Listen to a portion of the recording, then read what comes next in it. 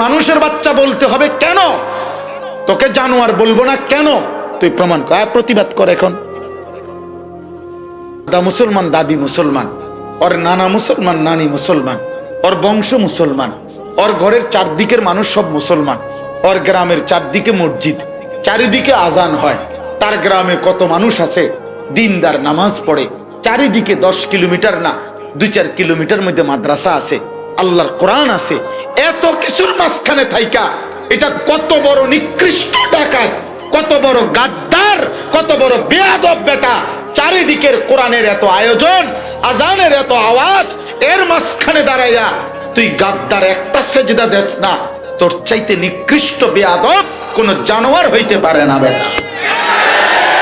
তুই যাবতীয় পাপ, এই চুরি, ডাকাতি, জিনা, ব্যভিচার, মদ, জুয়া, নারী, ছবি, অশ্লীল দৃশ্য, হারাম উলঙ্গ নাচ গান, আমার বোনেরা, আমার মায়েরা, আমাদের যুবতী বোনেরা, ঘরের নারী যেন পাগল হয়ে গেছে, মাতাল মাতাল নারী। আজকে একটাই স্বপ্ন, স্বামীর টাকা দিয়া, উপার্জনের ছেলের টাকা দিয়ে, টাকা সন্তানের, টাকা স্বামীর, কিন্তু যত রঙের রং ঢঙ্গে সাইজা।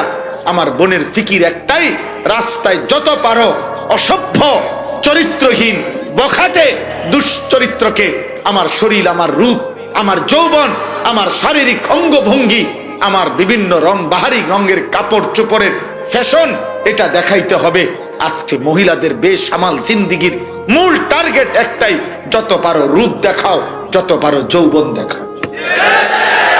হায় অসভ্য নারী, হায় অসভ্য মেয়ে, তুমি তোমার আল্লাহর অপমান করলা, তুমি তোমার নবীর অপমান করলা। মা আয়েশা, মা ফাতেমা সেদিন হাসরের ময়দানে তোমার কাছে আয়েশা মুখ চাইপা ধরবে।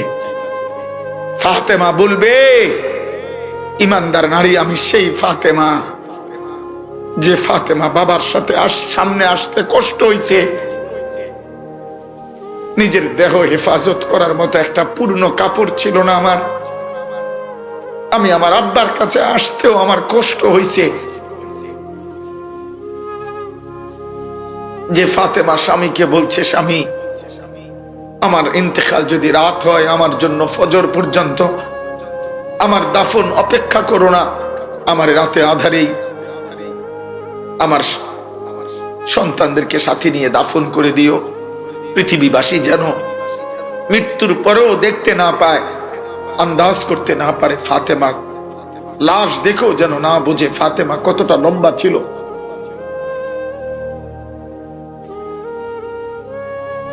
হ্যাঁ,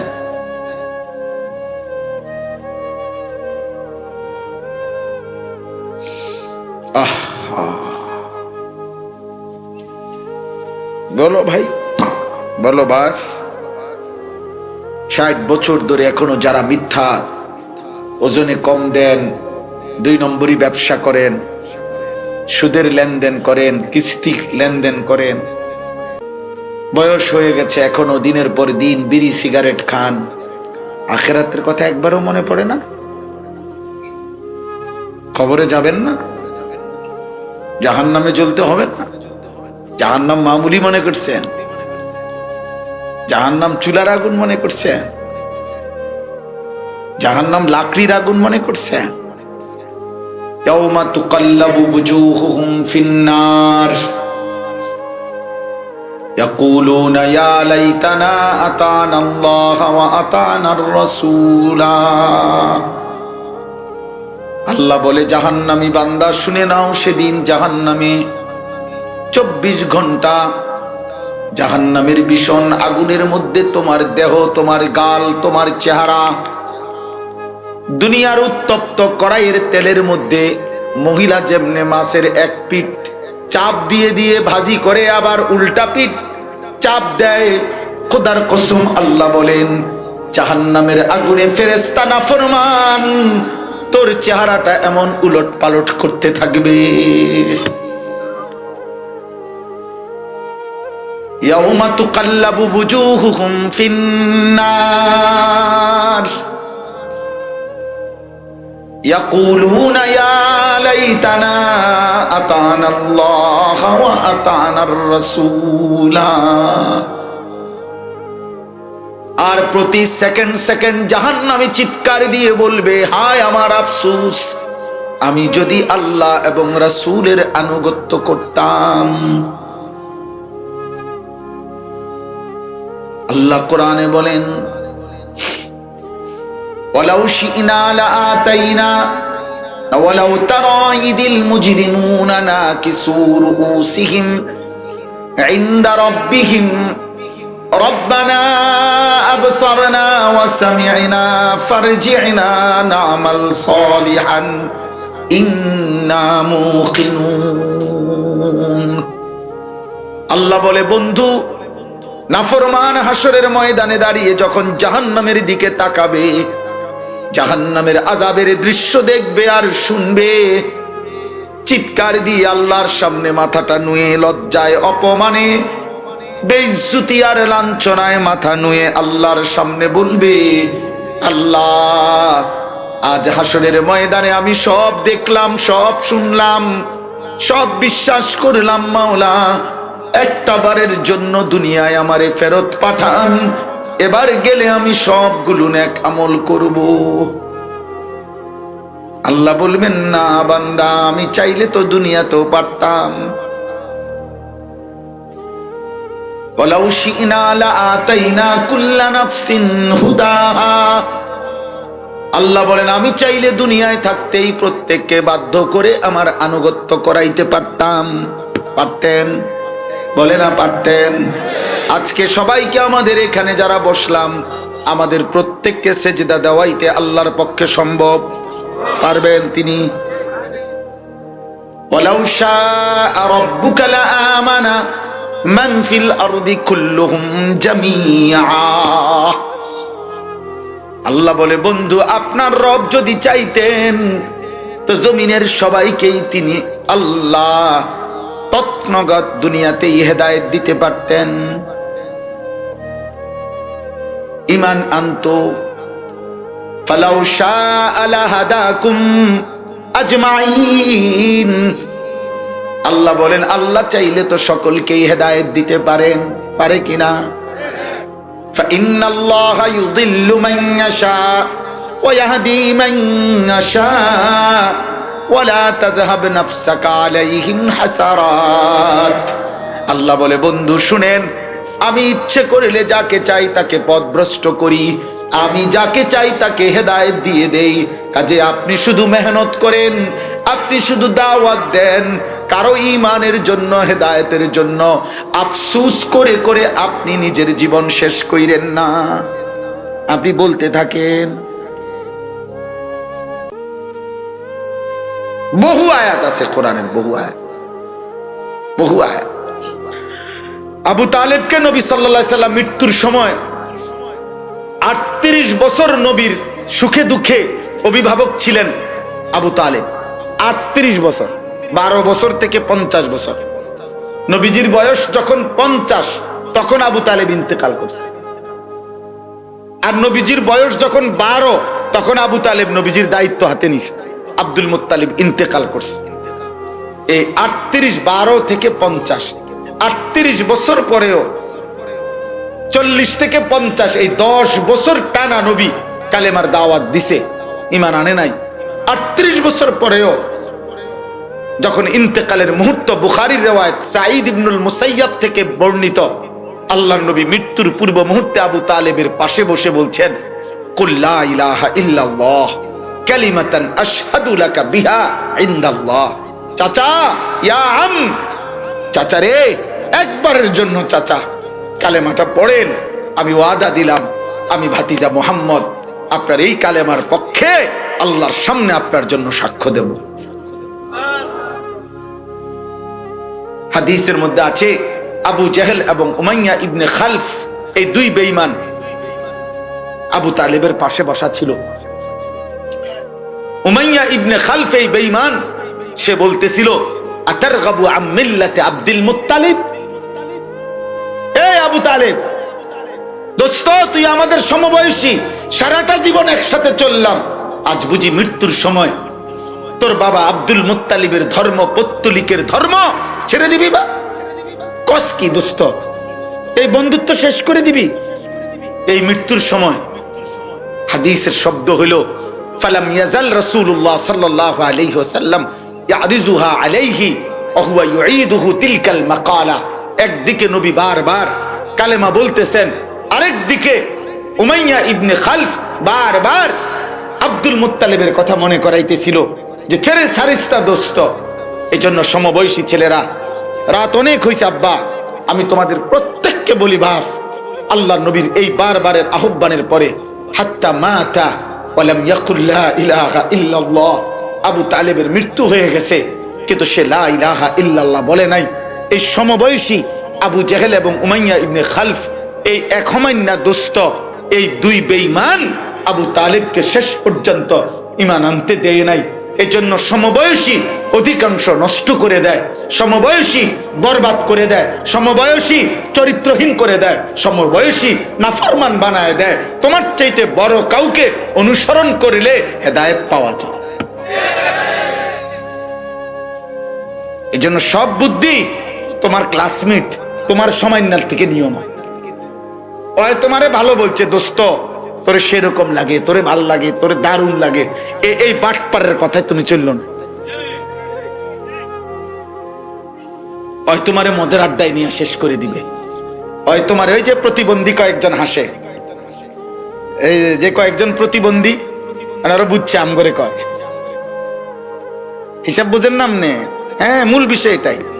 অসভ্য হাসে, বুঝে সে, এটা আমারে বলছে, আমি তো নষ্ট করেছি আমার বন্ধু। হ্যাঁ, এটাই বাস্তবতা। অসংখ্য ছেলে এটা বুঝে যে হ্যাঁ, আমার হাতে আমি কত ছেলেরে নষ্ট করছি, আমার কত বন্ধুরে আমি উলঙ্গ ছবি দেখাইলাম, আমার কত বন্ধুরে আমি নর্তকী দেখাইলাম, আমার কত বন্ধুকে আমি মদের আড্ডায় নিয়ে গেছি, জুয়ার আড্ডায় নিয়ে গেছি। হাই শোন আব্বা, কলিজা থাকলে ভাবো, বিবেক থাকলে ভাবো, বুঝে দেখো। আনতে পারে না ঈমান। আহা, হাদিসের মধ্যে আছে। এরপরে শেষ কথাটা বলতেছিলাম আমার এটার যে নবীজি তখন মৃত্যুর পরে আবার বলছে, চাচা লা আস্তাগফিরান্না লাকা মা লাম উনহা আনকা, যতক্ষণ আল্লাহ নিষেধ না করবে আমি আপনার জন্য আল্লাহর কাছে ক্ষমা প্রার্থনা করব। নবীজি আবার হাত উঠাইছেন। এই কথাটা খেয়াল করে দেখেন, নবী চাচা আবু তালেবের জন্য হাত উঠাইছেন, আল্লাহ আমার চাচারে মাফ করে দেন। আল্লাহ তখন কোরআনের আয়াত নাজিল করে বলছে, সূরা তাওবার আয়াত, মা কানা লিন নাবিয়্যি ওয়াল্লাযীনা আমানু আন ইস্তাগফিরু লিল মুশরিকিন ওয়ালাউ কানু উলি কুরবা। বন্ধু, কোন নবী কিংবা কোন ঈমানদারের জন্য অনুমতি নাই কোন মুশরিক বেঈমান নিকটাত্মীয় হলেও তার জন্য আমি আল্লাহর কাছে ক্ষমা প্রার্থনা করা, এই অনুমতি দেয়। হাত নামা, হাত নামা। আপনি বুঝতেছেন আপনারা যে রাসূলুল্লাহ, আরে আল্লাহ তাআলা কার হাত নামাইছে বুঝছেন? উনি কেটা চিনছেন? কথা বুঝেন নাই। কাকে হাত নামাইতে বলছে বুঝছেন? কে উনি? আল্লাহর কলজা, কলজা, মালিকের কলজার টুকরাটা, আল্লাহর হাবিব তিনি, আল্লাহর মাহবুব তিনি। এই কায়নাতে তার চাইতে বেশি প্রিয় ওই রবের কাছে কে? ও ওনারে বলছে বেটা হাত নামান, ওনারে বলছে হাত নামান। বেঈমানের জন্য হাত তুলবেন না, মুশরিকের জন্য হাত তুলবেন। নূহ আলাইহিস সালাম ওনার ছেলের জন্য হাত তুলছিলেন, আল্লাহ বলছে হাত নামান। ফালা তাসআলনি মা লাইসা লাকা বিহি ইলম ইন্নী আইযুকা আন তাকুনা মিনাল জাহিলিন। নূহ আলাইহিস সালামের ছেলে কেনান যখন ডুবে যাচ্ছিল, ছেলের জাহান্নামের কথা চিন্তা করে নূহ আলাইহিস সালাম হাত তুলছিল, আল্লাহ আমার ছেলে। আল্লাহ বলছে সাবধান, হাত নামান। যে ছেলে বেঈমান ও আপনার সন্তান নয়। আল্লাহ বলছে নূহ আপনি নবী, আপনি মূর্খদের মতো আচরণ করবেন না, আমি নিষেধ করলাম। আপনি জানেন না আমি আল্লাহ তাআলা বেঈমানের জন্য দোয়া কবুল করি না? আপনি জানেন না? কেন চাইলেন? হাত নামান। কোরআনুল কারীমে আছে সূরা হুদের মধ্যে নূহ আলাইহিস সালাম হাত নামাইয়া আল্লাহর কাছে মাফ চাইছে আর বলছে আল্লাহ আমার ভুল হয়ে গেছে, আমি সন্তানের ভালোবাসায় আমার সন্তান জাহান্নামের আগুনে জ্বলবে, এ কথা মনে হয়েছে আর আমার হুঁশ ছিল না। এই জন্য আমি হাত তুলে ফেলছি, মাওলা আমি ঠিক করি নাই। ইল্লা তাগফিরলি ওয়া তারহামনি আকুম মিনাল খাসিরিন, আপনি যদি আমারে মাফ করে না দেন আমি নিজে নবী হয়েও ক্ষতিগ্রস্তদের অন্তর্ভুক্ত হয়ে যাব। এজন্য একজন বাবার স্বপ্ন জীবনের, একজন স্বামীর জীবনের স্বপ্ন, একজন মানুষের যে আমার পরিবারস্থ মানুষগুলো জাহান্নাম থেকে বাঁচা, এটা হলো মূল ফিকির। আব্বা আমনে বাড়িঘর দালান যে 2% হইব, বাকিটা হয় করব। আমনে মরার পরেও রাজমিস্ত্রি থাকবো, আমনে মরার পরেও কাঠ মিস্ত্রি থাকবে, আমনে মরার পরেও স্যানিটারি মিস্ত্রি থাকবে, আমনে মরার পরেও টাইলস মিস্ত্রি থাকবে। ওই বাকিটা আমনের ফুতের আমলে করব। আপনি মরে যান, আপনি মরতেন লইছেন মরে যান, কিন্তু আপনার কবর আপনি না সাজাইলে আব্বা কেউ সাজাই দিবে না। আপনার বিল্ডিং, আপনার সংসারের বাকিটা আপনার ফুতে করি। আমার আব্বা মরার পরে আমরা 5 ভাই বিল্ডিং করছি। আমার আব্বা আমগো 5 ভাইয়ের কারো বিল্ডিং আমার আব্বা দেখে নাই। আমার আব্বা মরার পরে আমরা 5 ভাই সোফা কিনছি, আমার আব্বা দেখছে না।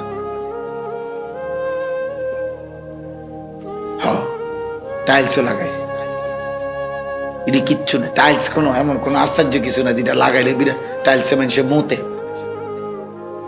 পেশাবখানার টাইলসে মানুষে পেশাব করে, টাইলসে বাচ্চা মতে, হাঁটতে হাঁটতে মতে। ছোট ছোট বাচ্চা টাইলসে মতে না, এমনি হাঁটতে হাঁটতে মতে না। তো টাইলস কি, তাই কি একটা নিয়ামত নাকি? হ্যাঁ, আল্লাহ আমাদেরকে বিবেক দান করেন। অতএব আমার কথা আমি শেষ করছি এটাই বলে, এই আয়াতের তর্জমা বলতে চাই। অর্থ হলো দোস্ত, এই রাত গভীরে কুয়াশা ঠান্ডায় প্রত্যেকে, ছোট বড়, কিশোর যুবক, বাবা, আমি, হুজুর, পাবলিক, পর্দার আড়ালের মা বোন, প্রত্যেকেই 30 সেকেন্ড হলেও হিসাব করেন যে আমাদের জীবনে এই মুহূর্তে যে যেখানে আছি 30 সেকেন্ড আপনি ভাবেন যে আমার জীবনে, ভাবেন তো গুনাহ বেশি না নেকি বেশি? বলো না আব্বা, ছেলেরা বলো না বাপ। 30 বছরের নিচে তোমাদের যাদের বয়স, হাত উঠাও, হাত উঠে কও। 30 বছরের নিচে যাদের বয়স, হাত উঠাও, লজ্জার কিছু নেই, হাত উঠাও। মাশাআল্লাহ, হাত নামাও। তাইলে বলো ভাই, গুনাহ বেশি না নেকি বেশি? গুনাহ বেশি। তো চোখ বন্ধ করে ভেবে, আল্লাহ বলছে বান্দা গুনাহ বেশি, ঘাবড়াইও না, এখনো তো হায়াত আছে, সুযোগ আছে, এখনো আজরাইল আসে নাই বান্দা, সুযোগ আছে, এখনই মাফ চাও, এখনই মাফ চাও। নবীর কয়েকজন নবীজির কাছে আয়েশা বলছে, ইয়া রাসূলুল্লাহ, ঈমান তো আনতে চাই কিন্তু গুনার পরিমাণ তো অনেক বেশি। তাফসীরে কুরতুবীতে লিখছে এই আয়াতের তাফসীরে, সূরা জুমার 24 নম্বর পারা, 39 নম্বর সূরা, সূরা জুমারের 53 নম্বর আয়াত।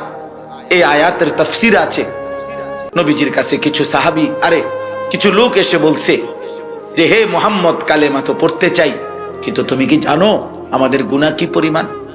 বলছে আমাদের গুনাহ শুধু মূর্তি পূজা না, আমরা জিনা করেছি কি পরিমাণ হিসাব নাই, আমরা মদ খাইছি কি পরিমাণ হিসাব নাই, আমরা চুরি করছি কি পরিমাণ হিসাব নাই, আমরা মানুষের খুন করছি কি পরিমাণ হিসাব নাই। তোমার আল্লাহকে বলো, আমাদের তো মনে হয় এত বেশি পরিমাণ গুনাহ তোমার আল্লাহ মাফ করতে পারবে না, করবে না, এই জন্য ভয় হয়। তুমি আল্লাহকে জিজ্ঞেস করো।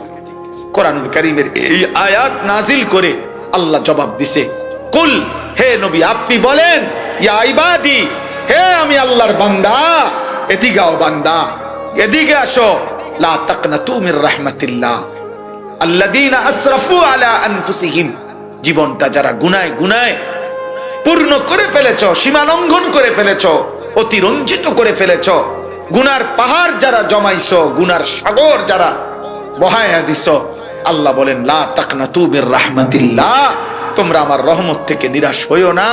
আমি আল্লাহ ওয়াদা দিলাম, ইন্নাল্লাহা ইয়াগফিরুয যুনুবা জামিআ, কুফর, শিরক, নিফাক, কবিরা, সমস্ত গুনাহ আমি আল্লাহ, আমার দিকে ফিরে আসো, কালেমা গ্রহণ করো, তওবা করো, আনুগত্য করো, আমি ওয়াদা দিলাম সব মাফ করে দেব।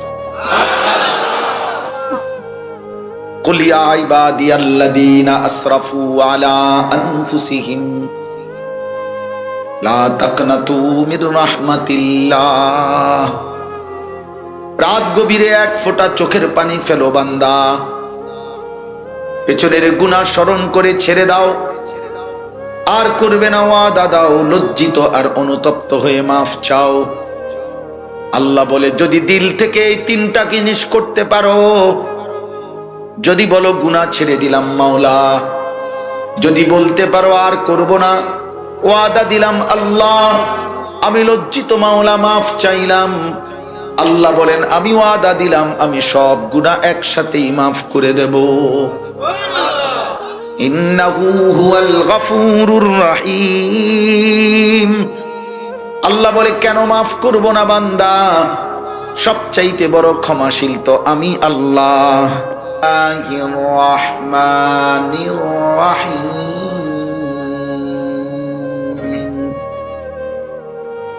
কুল ইয়া ইবাদিয়াল্লাযীনা আসরাফু আলা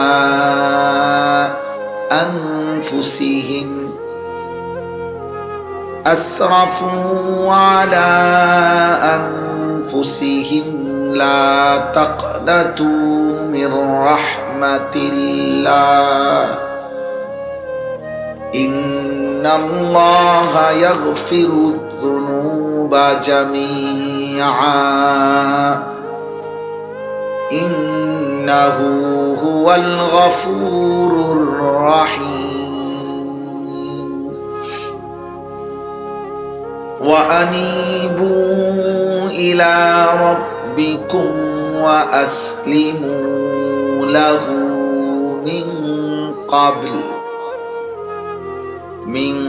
قبل أن يأتيكم العذاب ثم لا تنصرون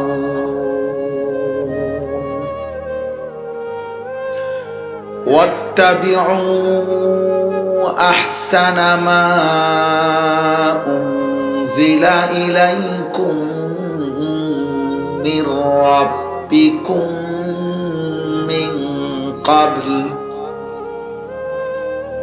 من قبل أن يأتيكم العذاب بغتة وأنتم لا تشعرون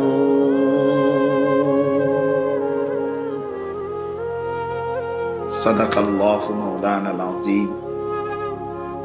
قال نبينا صلى الله عليه وسلم اتق المحارم تكن أعبد الناس.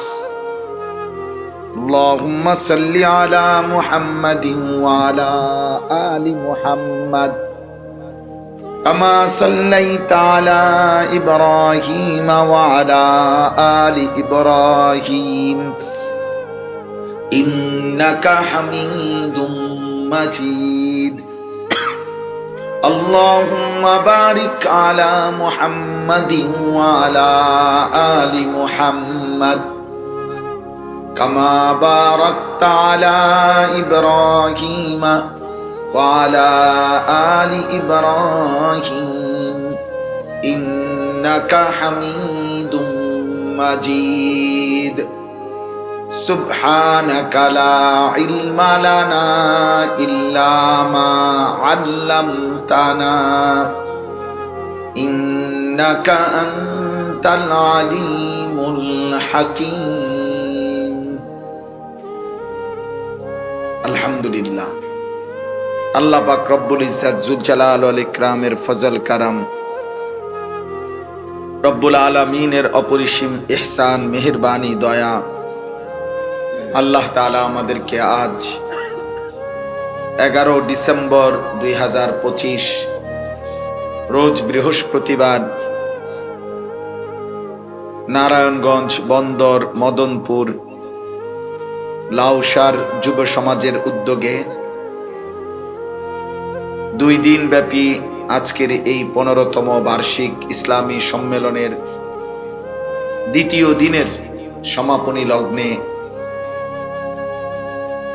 ঠান্ডা কুয়াশার মাঝেও সবরের সাথে আল্লাহ তাআলা আমাদেরকে বসবার, আল্লাহর জন্য জমা হওয়ার তৌফিক দান করেছেন। আলহামদুলিল্লাহ। প্রিয় ভাই, প্রিয় বাবা, নওজোয়ান ছেলেরা, আমার প্রথম কথা হলো, রাত্র অনেক হয়েছে। আলহামদুলিল্লাহ ধারাবাহিকভাবে আজকে 2 দিন যাবত এখানে লম্বা আলোচনাও হয়েছে। এখন এই শেষ বেলা, কিছুক্ষণ পরেই মুনাজাত হবে। আমি প্রত্যেকের কাছে প্রথম কথা হলো, মোবাইল হাতে ধরে একজন আর কোরআন যখন পড়া হয় তোমরা মনোযোগ দিয়ে শোনো এবং চুপ থাকো। লাআল্লাকুম তুরহামুন, অবশ্যই তোমাদের উপরে এতে রহমত বর্ষিত হবে। প্রিয় ভাই, দেখেন বক্তার পর বক্তা আসলো, গেল, নামলো, একজনের পর একজন বক্তা বদলাইলো। এটা মূল বিষয় না। মূল বিষয় হলো জিন্দেগির পরিবর্তন, জীবনের পরিবর্তন, আল্লাহর পথ পাওয়া, আখিরাতের পথ পাওয়া, জান্নাতের অনুভূতি জাগা, জাহান্নামের ভয় তৈরি হওয়া। প্রতিটা ওয়াজ মাহফিলের মূল মাকসাদ এই দুটা, আত-তারগীব ও তারহিব। জান্নাতের আশা তৈরি হওয়া, জাহান্নামের ভয় তৈরি হওয়া, কলিজার মধ্যে অনুভূতি জাগা। হৃদয়ে যদি সামান্যতম অনুভূতি না আসে, বিবেকের যদি কোনো নড়াচড়া না হয়, এতটুকু যদি মনে না পড়ে যে আমি কি করছি, আমি এখন যেখানে আছি, যেখানে যে অবস্থানে, এখান থেকে যদি আখিরাত হয়, আল্লাহর সামনে মোলাকাত হয়, আমি পারবো তো হিসাব দিতে? দোস্ত, বিষয়টা তো এটা। মূলত তো আমরা একে অপরের কাছে হিসাব দেব না, ইমাম সাহেবের কাছে না, আল্লাহর কাছে। এই বিবেক, এই অনুভূতি জাগ্রত হওয়া, হৃদয়ের দংশন, বিবেকের দংশন, আত্ম অনুভূতি, এটা বড় মাকসাদ, মূল মাকসাদ। এই যে টাকা উঠে গেল, এটা সহজ বিষয়, আয়োজন হয়েই যাবে, বক্তাও মিলবে, সবই মিলবে, কিন্তু আখিরাত কি হলো, জীবনের ফিকির কি হলো, এটা দেখার বিষয়, এটা দেখার বিষয়। এই জন্য মনোযোগ ভীষণ জরুরি।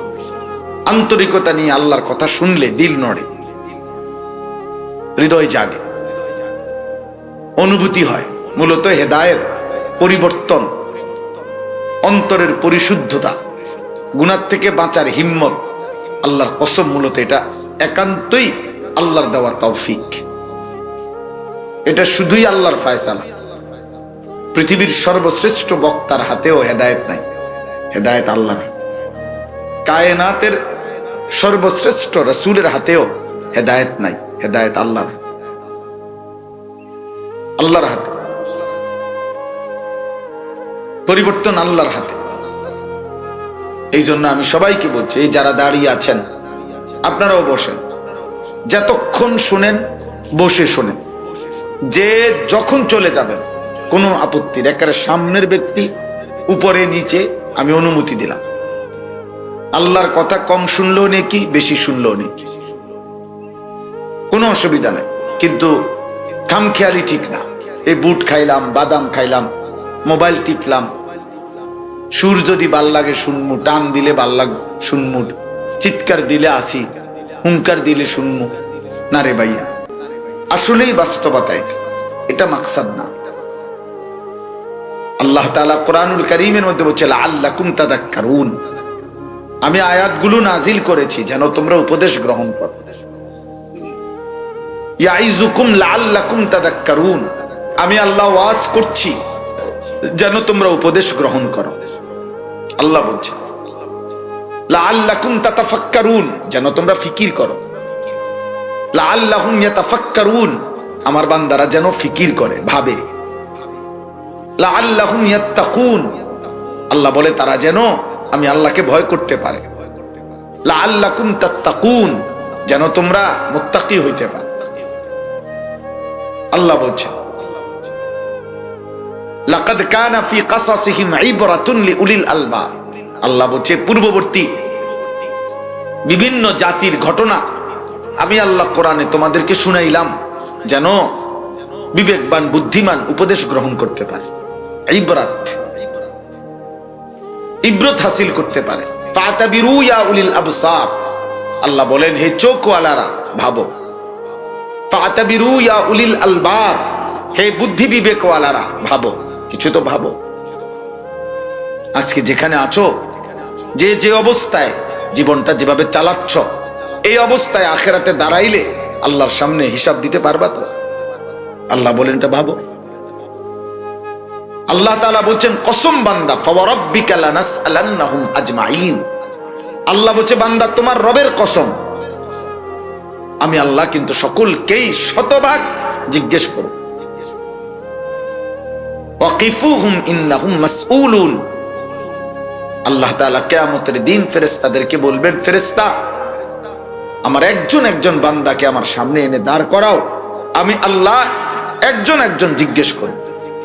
আমার 60 বছর আমাকে হিসাব দাও বান্দা, আমার 40 বছর আমাকে হিসাব দাও, আমার একটা একটা খাবারের লোকমার হিসাব আমারে দাও, আমার প্রতি নিঃশ্বাসের হিসাব বান্দা আমারটা দাও, আমি যা দিয়েছি তা আমারে বুঝায় দাও, তোমার থাকলে তুমি রাখো, তোমারটার হিসাব ঠিক আছে তুমি দিও না, কিন্তু আমি যা দিয়েছি তার হিসাব দাও। এখন আল্লাহ তাআলা দেয় নাই আমাদের নিজের, আল্লাহর না, এটা কি এমন কিছু আছে কারো জানা মতে? চারিদিকের যত আয়োজন, আমার মাঝে যত আয়োজন, জীবনের যত আনন্দ, যত উপকরণ, যত সুখ, যত আনন্দ, যত প্রাপ্তি, যত চাওয়া পাওয়া পূর্ণ হলো, সবই তো আল্লাহর দেওয়া, সবই তো আল্লাহর দেওয়া। কি পরিমাণ হিসাব দিতে হবে? লা তাজুলু কাদামা ইবনে আদম মিন ইনদি রাব্বিহি ইয়াউমাল কিয়ামা হাত্তা ইউসআলা আন খামস। নবী সাল্লাল্লাহু আলাইহি ওয়াসাল্লাম বলেন কোন মানব সন্তান আল্লাহ তাআলার সামনে কিয়ামতের দিন 5টি প্রশ্নের উত্তর না দিয়ে এক কদম আগে বাড়তে পারবে না। আন উমরিহি ফীমা আফনাহু, 1 নম্বর আল্লাহ প্রশ্ন করবেন, বান্দা আমার দেওয়া হায়াত, যাকে আমি যত বছর দিয়েছি কোথায় শেষ করেছো বলো। ওয়ান শাবাবিহি ফীমা আবলাহু, আমার দেওয়া যৌবন কিভাবে ব্যয় করেছো তা বলো। এজন্য কিশোর যুবক ছেলে 30 বছর, 40 বছর, 14 বছর, 18 বছর, 20 বছর, 25 বছরের নওজোয়ান প্রিয় সন্তান, তুমি মনে রাখো আব্বা, প্রত্যেকটা মানুষের হায়াতের জীবনের হিসাব 2 বার। আমাদের যৌবন কালের শুধু হিসাবটা আমাদেরকে দিতে হবে আল্লাহর সামনে 2 বার। একবার পুরা হায়াতের হিসাব যখন দেব তখনও যৌবনের হিসাব দিতে হবে, আবার শুধু যৌবনের কথা যখন আল্লাহ বলবেন আবার বলো, আবার হিসাব দিতে হবে। 2 বার বলতে হবে। একবার বলতে হবে পুরা 60 বছর বলো, পুরা 40 বছর বলো বান্দা। আরেকবার আল্লাহ বলবেন কমপক্ষে 15 থেকে 40, এই 25 বছরকে মানুষের মূল যৌবন বলা হয়। এই 25 বছরের হিসাব আবার বলো, আমার বান্দা আবার বলো। 25 বছরের রাতগুলো, দিনগুলো, সকাল একাকিত্বগুলো আমাকে বুঝায় দাও, আমাকে বুঝায় দাও। এই জন্য দোস্ত কোরআনুল কারীমের মধ্যে আছে প্রত্যেক জাহান্নামীকে আল্লাহ তাআলা তার হায়াত দিয়ে প্রথম তার বিরুদ্ধে দলিল পেশ করবে। প্রত্যেক নাফরমান পাপী বান্দা তার হায়াত তার বিরুদ্ধে দলিল, তার জীবন তার বিরুদ্ধে দলিল। কেন জাহান্নামী হইলা? আল্লাহ তার নিজের হায়াত দিয়ে তাকে দলিল দিবে। আওয়ালাম নুআম্মিরকুম মা ইয়াতাযাক্কারু ফীহি মান তাযাক্কার। বান্দা বলো তো, উপদেশ গ্রহণ করার মতো, আমি আল্লাহকে স্মরণ করার মতো, আমার প্রত্যেকটা হুকুম আমার গোলামি করার মতো হায়াত, সময়, বয়স আমি কি তোমাকে দেই নাই?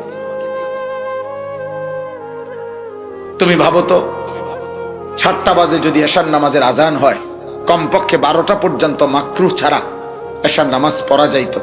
5 ঘন্টায় তোমার পক্ষে কি নামাজ পড়া সম্ভব ছিল না? তুমি বলো। দুপুর 1টা বাজে জোহরের আজান হইল,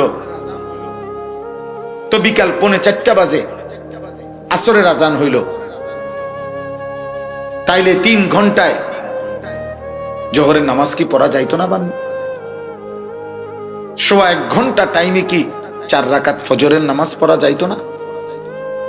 তোমার হায়াত তোমার বিপক্ষে দেবে। তুমি বলো বান্দা, আমি কি রাত দেই নাই? আমি কি দিন দেই না? হুয়াল্লাযী জাআলাল লাইলা ওয়ান নাহারা খিলফাতান লিমান আরাদা আন ইয়াযাক্কারা আও আরাদা শুকুরা। আল্লাহ বলে, রাত এবং দিন আমি পর্যায়ক্রমে বানিয়ে থাকি। কেন বান্দা? যারা যারা আমার স্মরণ করতে চায়, আমার বন্দিগি করতে চায় তাদের জন্য, যারা আমার কৃতজ্ঞতা আদায় করতে চায় তাদের জন্য। বান্দা বিশ্বাস করো, কোন বাটপার, চিটার, চোর, ডাকাত, জিনাখোর, ব্যভিচারী, কোন লম্পট, দুশ্চরিত্র যুবক রাতভর যারা উলঙ্গ ছবি দেখো, তোমার মতো জানোয়ার স্বভাব নাফরমানের জন্য আল্লাহ রাত বানায় নাই। রাত বানাইছিল কিছু মানুষ তাহাজ্জুদ পড়ে, কিছু মানুষ এশার নামাজ পড়বে, কিছু মানুষ আল্লাহর গোলামি করবে, তাদের জন্য, তাদের জন্য। আল্লাহ বলছেন আমি দিন বানাই চিটার, বাটপার, সুদখোর, নেশাখোর, ব্যভিচারীর জন্য না। আমি যদি দিন না বানাই ফজরের ওয়াক্ত হবে কেমনে?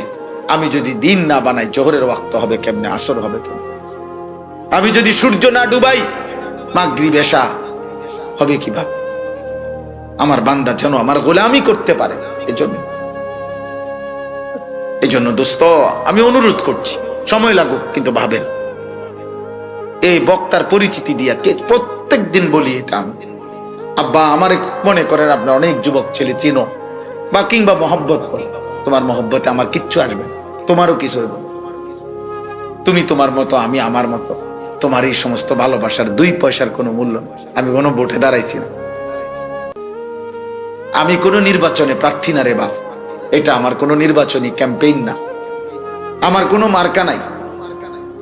আমি জনপ্রিয়তা দিয়া করবো কি?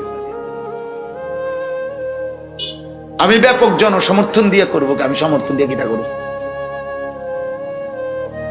আমার দরকার নাই তো এটা। আখেরাত দরকার, আখেরাত দরকার। এই জন্য অনুরোধ করলাম, আমরা যদি এটা ভাবি, ওয়ালতানজুর নাফসুম মা কদ্দামাত লিগাদ।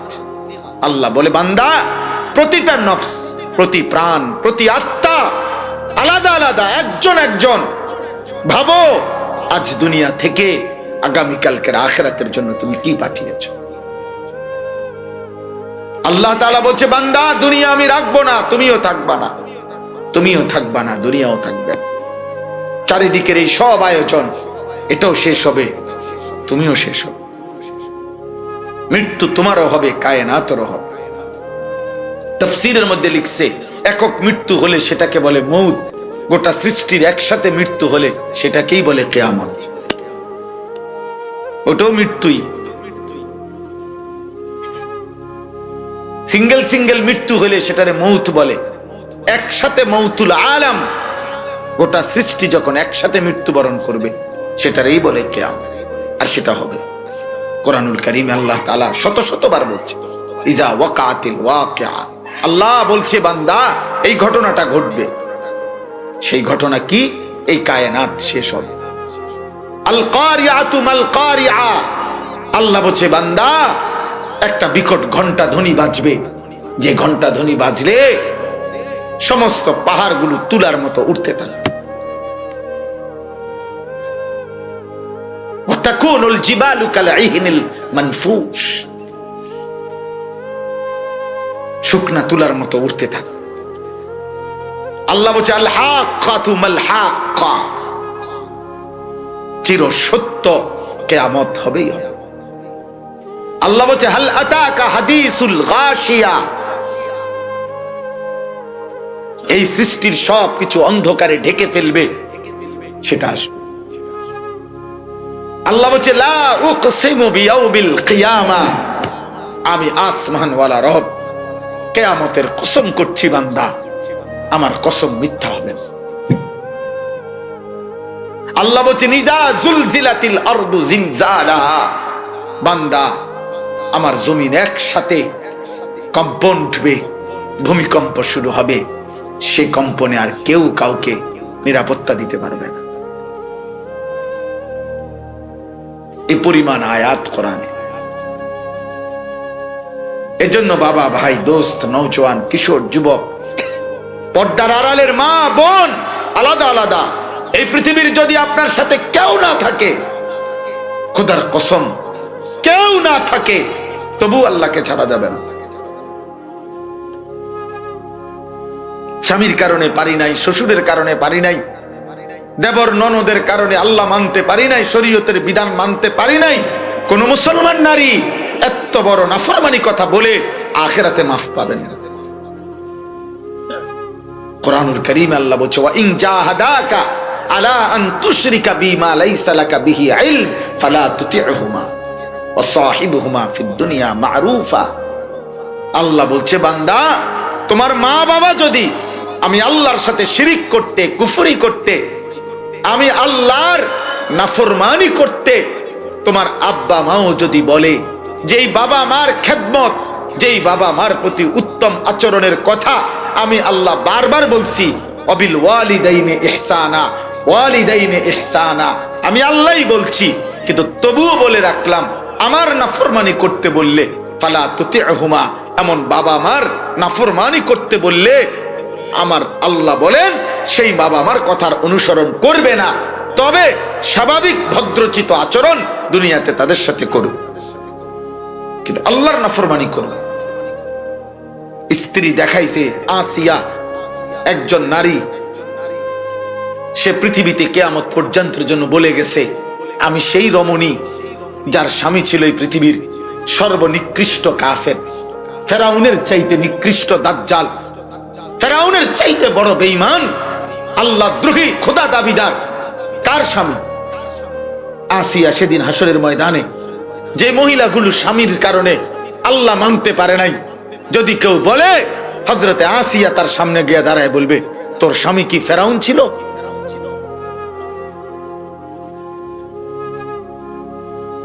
তোর স্বামী কি ফেরাউন ছিল?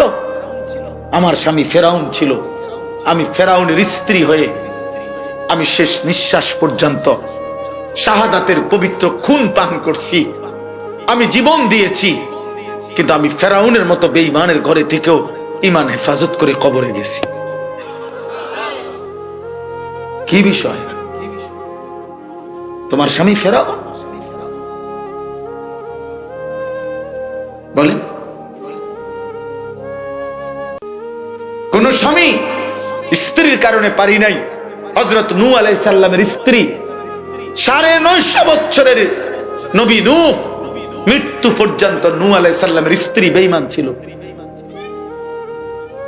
হযরত লূত আলাইহিস সালামের স্ত্রী মৃত্যু পর্যন্ত, আল্লাহর আযাব আসা পর্যন্ত বেঈমান ছিল, কিন্তু স্বামী নূহ, স্বামী লূত প্রমাণ করছেন, স্ত্রীর শেষ মুহূর্তের নাফরমানির পরেও আমি স্বামী একা হলেও ঈমানের হেফাজত করছি। অতএব বলতামজুর নাফসুন, আমি তোদের শেষ কথা বললাম। শেষ কথা হইল, যদি কেউ আল্লাহ মানতে গিয়ে, দিন মানতে গিয়ে, আল্লাহর হুকুম মানতে গিয়ে আমার ঘর পরিবার সংসার, আমার স্ত্রী সন্তান, আমার আশপাশ আপনজন কেউ যদি না থাকে, খোদার কসম আমাকে তবু আল্লাহকে মানতে হবে। এজন্য বন্ধু আমার, দোস্ত আমার, সাথী আমার, প্রিয় ভাই আমার, সব ছাড়া যায়, মালিক ছাড়া যায়। আজ আমরা সব ঠিক রাখছি, মালিক ছেড়ে দিছি, কিন্তু কথা ছিল তার উল্টোটা। সব ছেড়ে দেওয়া যায়, আল্লাহ ছাড়া যায় না। আল্লাহর সাথে যার বাঁধন ছুটে যায়, রবের সাথে যার সুতা ছিঁড়ে যায়, খোদার কসম ওই জীবন আর মানুষের জীবন থাকে না, জানোয়ারের জীবন। এজন্য সমস্ত বেঈমানকে আল্লাহ জানোয়ার বলছে। আল্লাহর সাথে যার বাঁধন ছুটে গেছে, রবের সাথে যার বাঁধন ছুটে গেছে, আল্লাহর সাথে যার সুতা ছিঁড়ে গেছে, আল্লাহ বলছে ওই জানোয়ার। উলাইকা কাল আনআম, ওটা চতুষ্পদ জানোয়ার। আল্লাহ বলে, যদি প্রতিবাদ করে, মাইন্ড করে, তাহলে আরো নিচে নামাই দিবি। বালহুম আদাল, বলবি না বেটা তুই জানোয়ারও না, জানোয়ারের চাইতে নিকৃষ্ট। তুই কুত্তাও না বেটা, কুত্তার চাইতে নিকৃষ্ট। তুই শুকরও না বেটা, শুকরের চাইতে নিকৃষ্ট। কারণ মানুষ এবং জানোয়ারের মাঝখানে কোনো প্রাণী নাই। লোকটা মানুষও না, ছাগলও না, মাঝখান দিয়ে কি তার নাই, মাঝখানে কিছু নাই। লোকটা মানুষও না, শুকরও না, মাঝি দিয়ে কিছু নাই। লোকটা মানুষও না, কুকুরও না, মাঝি দিয়ে কোনো প্রাণী নাই। তাহলে হয় মানুষ, নয় জানোয়ার, নয় জানোয়ারের চেতে নিচে। জানোয়ারের উপরে, মানুষের নিচে, মাঝখান দিয়ে কিছু বলার সিস্টেম নাই। এজন্য সিজদাবিহীন যুবক সারাদিনে এক ওয়াক্ত নামাজ, 5 ওয়াক্ত নামাজের 1 ওয়াক্ত নামাজ তোরা যারা পড়লি না, এই নওজোয়ান, তোদের যাদের কপালে একটা সেজদা নাই, তুই যদি মানুষের বাচ্চা হস, এখন দাঁড়ায়া প্রমাণ কর। আমি শুনতে চাই তুই কিভাবে মানুষের বাচ্চা। এখন দাঁড়া, এখানে আমার বিচার হইব। দাঁড়া, এখন দাঁড়া। মুসলমানের বাচ্চা তো পরে বেটা, তুই মানুষের বাচ্চা কিনা এনে প্রমাণ কর। দাঁড়া বেটা,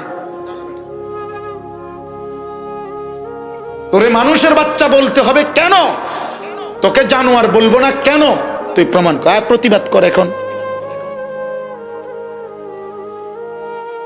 তোর হিম্মত থাকলে আয়। এমন মালিক ছাড়লি কেন? বলো আব্বা, বলো বাবা, নওজোয়ান বলো, 16 বছর বয়সে এত বড় গাদ্দার হয়ে গেল।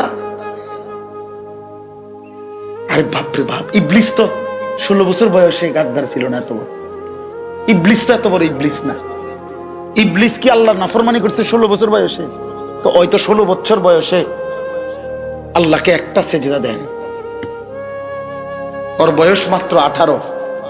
ওর চারিদিকে সব মুসলমান, ওর বাবা মুসলমান, মা মুসলমান, ওর ছোটখাটো বেয়াদব না বেটা। যদি আটলান্টিক মহাসাগরে থাকতি তাহলে মনটারে বুঝাইতাম যে যেই সাগরের চারদিকে কোনো সেজদা দেওয়ার মতো কেউ ছিল না, এজন্য আমি বুঝতে পারি নাই। আরে নাফরমান, তুই যদি আফ্রিকার জঙ্গলে থাকতি তাইলে মনকে বুঝাইতাম আমার চারপাশের জানোয়ার ছাড়া আর কিছু ছিল না, এ কারণে আমি কোনোদিন আল্লাহকে সেজদা দিতে পারি নাই। এখন ওঠো, এখন ঘরে ফিরো না, মসজিদে যাও লজ্জা থাকলে। আর নয়তো আমার সাথে রাগ করে চলে যাও। যাও তোমরা বেনামাজি নাফরমান, উঠে যাও, কোনো সমস্যা নাই। আমি ভোটের জন্য আসি নাই। তোমার ভোট না, আমি সবার সমর্থন লাগবে না আমার, আমি সমর্থন দিয়ে কিটা করবো? যাও, চলে যাও রাগ করে। কও তুমি কইতে কইতে যাও, আমনের মতো হুজুরের ওয়াজ শুনলাম না, আমিও বললাম তোমার মতো ব্যাড হইতে বললাম না। যা, তুমি তো আল্লাহর দুশ্মন, তুমি তো ইসলামের দুশ্মন, তুমি মুসলমানের কলঙ্ক, তুমি মুসলমানের অপমান। বেঈমান তোমারে দেখে হাসে, মুশরিক তোমারে দেখে হাসে। কোন ইমানদার মুসলিম পরিচয় দেবার পর যখন সেজদা দেয় না, তো ইহুদির বাচ্চা বলবে কিরে তে না বলে তোগো মুসলমান বলে। কোন খ্রিস্টানের বাচ্চা বলবে কিরে তে না বলে তুই না করলি তারা, তে তোগো মুসলমান বলে, তো তে আল্লাহকে সেজদা দেয় না কেন? তো তোদের ধর্ম তো তোদের কাছেই পরিত্যক্ত, আমরা গ্রহণ করব কেন? হযরত মাওলানা তারিক জমিল সাহেব বলছিলেন, হযরত বলছিলেন, আমি ইউরোপের একজন ভদ্র বিবেকবান একজন লোককে বলেছিলাম, ইসলামের দাওয়াত দিয়েছিলাম। তখন আমি কথার প্রসঙ্গে বললাম, আমাদের ধর্মে চরিত্রের পবিত্রতার জন্য মদ জুয়া এগুলো খাওয়া ব্যবহার করা, মদ জুয়া খেলা চিরতরে নিষিদ্ধ, হারাম। হযরত মাওলানা তারিক জমিল সাহেব বলছিলেন, ইউরোপের সেই ভদ্রলোক আমাকে বলেছিল, হে মুসলিম, কথা সাবধানে বলো, আমি তোমাদের মুসলিম দেশের নাম বলছে উনি, আমি ইচ্ছা করে নাম বলতেছি না। মুসলিম দেশে গিয়ে পৃথিবীর সবচেয়ে দামি মদ তোমাদের মুসলিমদের সাথে একসাথে বসে খাইছি, তুমি আমারে কাকে শোনাচ্ছ? কথা সামলে বলো। হযরত মাওলানা তারিক জমিল সাহেব বলছিলেন যে আমি মাথা নুয়ে ফেলছি, আমি চোখ দিয়ে পানি ছেড়ে দিয়ে বলছি, হায় আমার স্বজাতির কারণে বিজাতিকে ধর্মের দিকে আনতে পারলাম। আজকে বলো, তোমরা ছেলেরা বলো, তোমাদেরকে দেখাইয়া যদি কোনো বেঈমান বলে যে এরা যদি তোদের ছেলে হয় তো চুল আমাদের মতো কেন? বলো আব্বা, একটা ছেলে বলো। আজকে যদি কোনো বেঈমান বলে এরা যদি তোদের মুসলমান সন্তান হয় তাহলে এক ওয়াক্ত নামাজ পড়ে না কেন? আজকে যদি কোনো বেঈমানের বাচ্চা বলে এরা যদি তোদের মুসলিম সন্তান হয়, একবারও পেশাব করে এরা পানি ব্যবহার, টয়লেট পেপার ব্যবহার করে না কেন? কি জবাব আব্বা বলো? তুমি জবাব দাও। তুমি আমার ইজ্জত হেফাজত করো।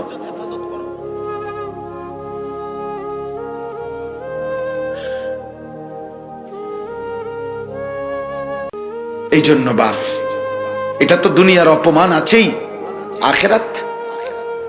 এরপরে তো দুনিয়া মনে করেন ঠিক আছে, কুফর করে, শিরিক করে, নাফরমানি করে, আল্লাহর অবাধ্যতা করে যাবতীয় পাপ।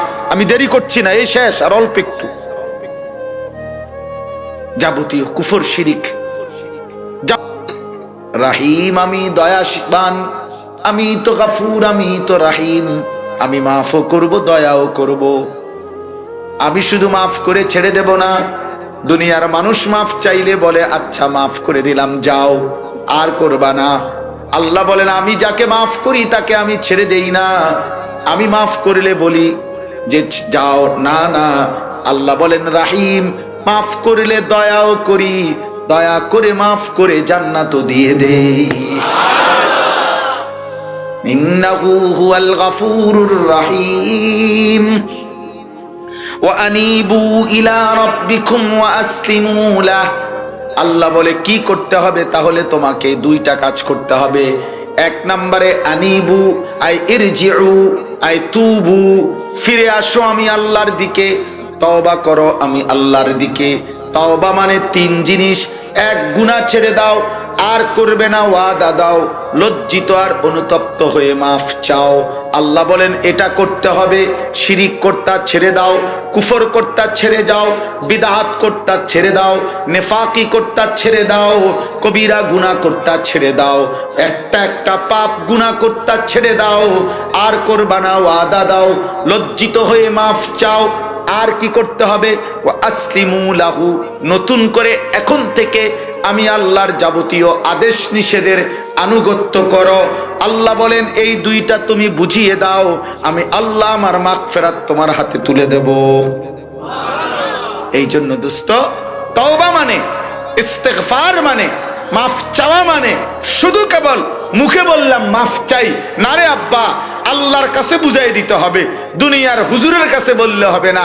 আল্লাহ বলেন তিন জিনিস একসাথে হলে মাফ হয়। গুনাহ ছেড়ে দিলাম, আর করব না, ওয়াদা দিলাম, লজ্জিত হয়ে মাফ চাইলাম, আল্লাহ বলেন আমিও মাফ করে দিলাম। তা আমি দিল চাইবো, দিল থেকে বুঝে নেব। এই জন্য আল্লাহ বলেন মিন কাবলি আন ইয়াতিয়াকুমুল আযাবু সুম্মা লা তুনসারুন। আল্লাহ বলেন এই দুই কাজ, এক নম্বরে তওবা, দুই নম্বরে আমার হুকুমের আনুগত্য।